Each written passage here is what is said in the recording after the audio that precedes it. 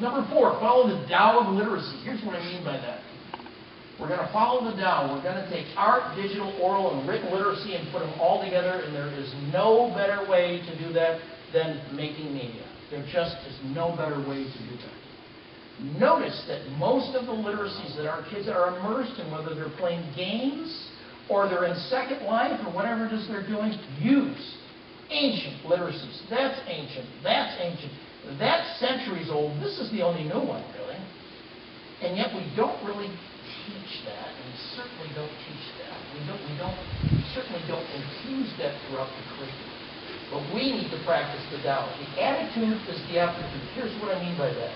It used to be that if someone wanted to know how smart I was, well, some guy in a bow tie would take me into a room and sit me down and give me a piece of paper and a pencil and tell me to answer some questions, and I'd answer the questions, and then he'd come back and he'd say, here's your IQ.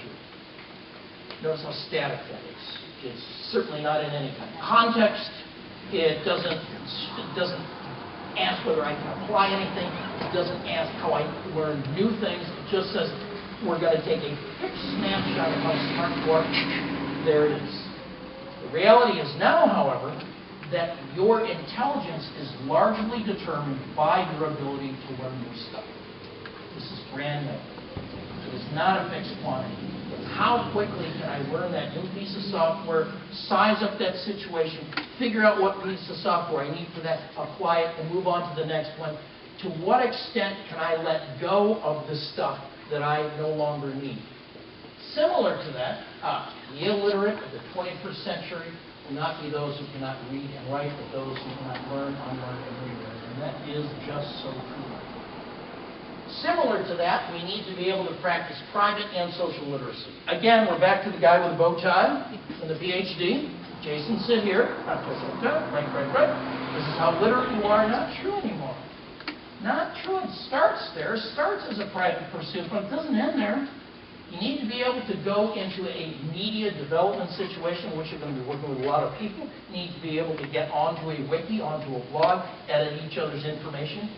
Literacy is no longer a private pursuit. We need to develop digital literacy about digital tools and about information. And that takes me to my new book. This is a shameless self-promotion. It's not important that you read it, just that you buy it. In one copy, there's going to be a $20 bill, so you might want to get a couple of them. Digital community, digital citizen. I got my PhD so many years ago studying one of the first virtual communities. This is long before the internet and so on. And citizenship arose out of the new kinds of communities that gave rise to. Fast forward 25 years, and here's where we are. Here's our current reality, you guys. We know it's never, ever, ever going to slow down. Don't we? It will never slow down. We will wake up tomorrow. There will be new tools that will change absolutely everything. We will need to wonder what we're going to do with those, because we tell kids to lead 2 lives. They're going to use all that stuff probably outside of school. We're not going to be able to talk to them about it. Their parents certainly aren't going to talk to them. That's like waiting for our parents to talk to us about sex during the 60s. It's just not going to happen. And what do we end up with? Sex education everywhere. I mean, we're getting to that point where we have to ask ourselves, is technology once again a topic that we need to put on the table and talk about if we're going to be good citizens? And if you want to know just how weird it's going to get, watch this. This is 40 seconds long.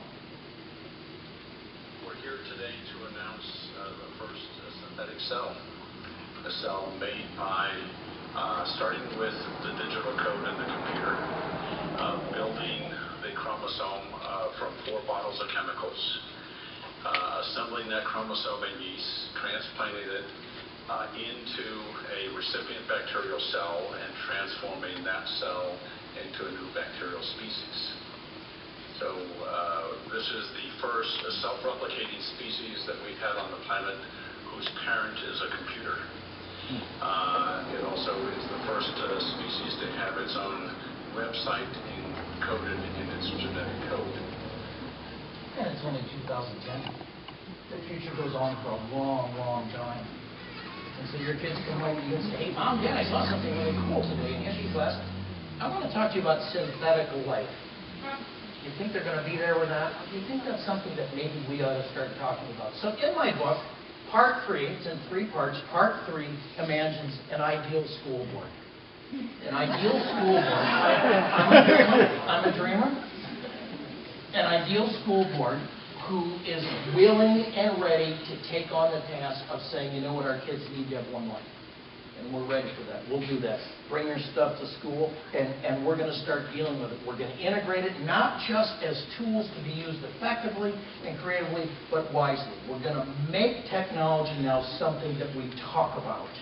Because quite frankly, I see school boards right now dealing with all the issues that are coming up, and it looks like adults trying to play Twister.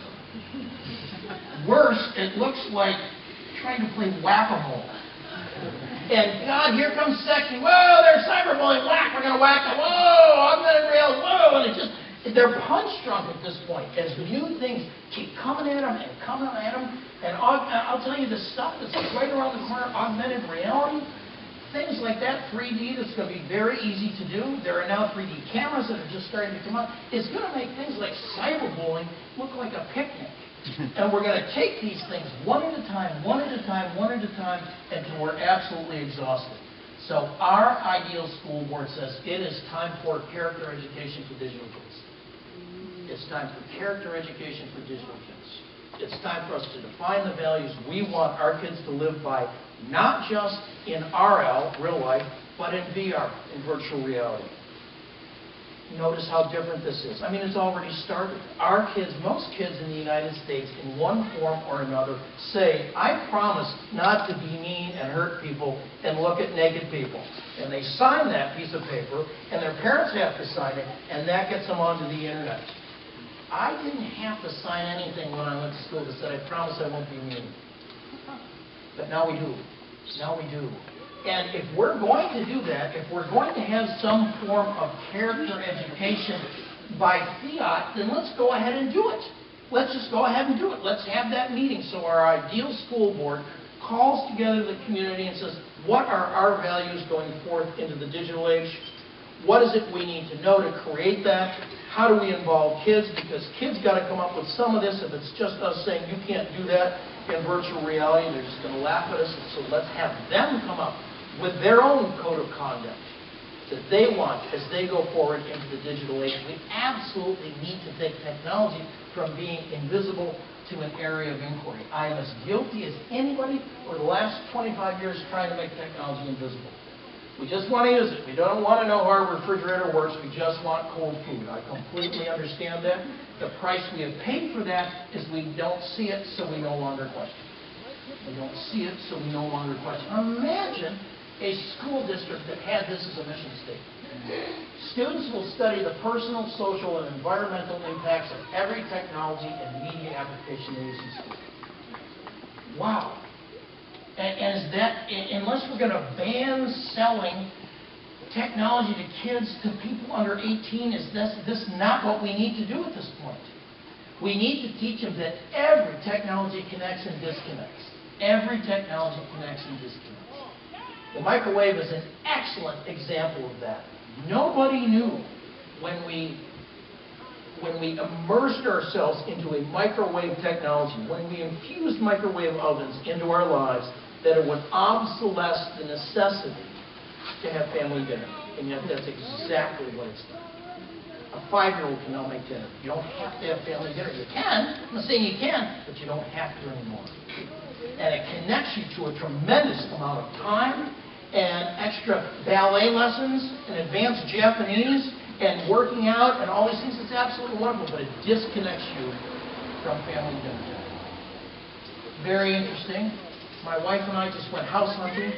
Most of the older houses had dining rooms. Most of the newer ones didn't. They had feeding troughs attached to the kitchen. That says to me, you know what? It's not something we value anymore. And I'm going to guess that that is technologically assisted by that right there. I do projects sometimes with kids, a lot more with teachers, but sometimes with kids about looking at technology and trying to come up with new ways to sort of think about it and be aware of it. Here is the result of one project that I did with 7th graders. Great project. I loved it.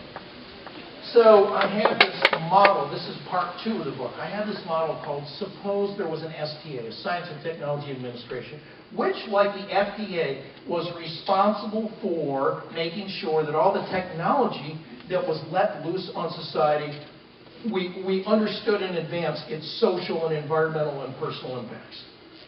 That was their job. I'm not saying we should do that. That would be a very bad idea. But it works as a thought experiment pretty well. So then you divide the kids up into 3 groups. There are the innovators who made it. There are the agents of the STA who are saying, I'm not so sure, not so fast. I want to take a look at this. I want to see this in the big picture, and the people who judge it. Just to give you some perspective, I was in Fred Meyer's one day, which is a big department store. I don't know whether they have them around here, like a Walmart. I was in Fred Meyer's one day. I walked in, and there was a former student of mine staring at a blender. And she looked at me, she goes, oh, you. And I'm like, oh. I can't buy anything anymore without asking myself, how's this connecting, how's it disconnecting?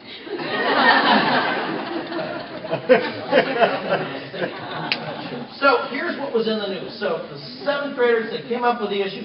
The issue that was in the news at the time we did this was the digital retouching of photographs. And I hope you all know that there's literally nothing anymore that you look at in a professional journalistic venue that hasn't been retouched. That's just the way it is. We just don't know about it.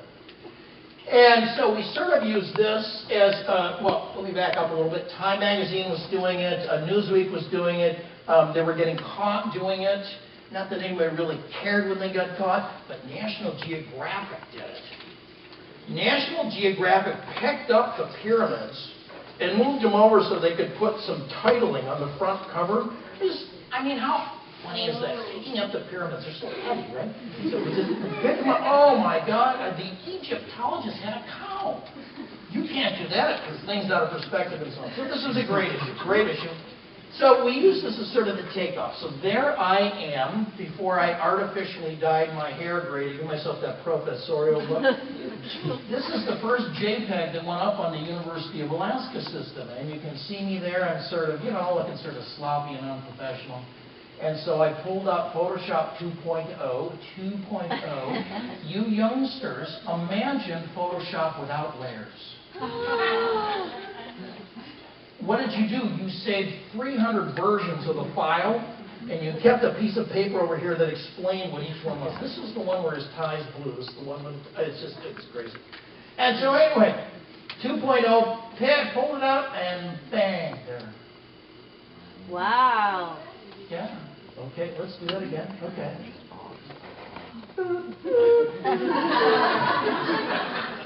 My therapist says I should stop doing it. What would you rate that? So here's what I mean. They came up with this idea. We need a rating system, 1 through 10. So every time you see a photo in a magazine or on a journal, a site that has any kind of journalistic leanings whatsoever, the number tells us the extent to which that photo has been manipulated. I thought that was a fabulous idea. Furthermore, you click on that, and up comes a paragraph that tells you how it's been manipulated. I think it's an absolutely fabulous idea. So, putting Elvis's head on the Queen's body and making him fly around, that's probably a 10. Getting rid of, a red eye from a flash is maybe a 1. Is this maybe a 5? And we had just great conversations about that.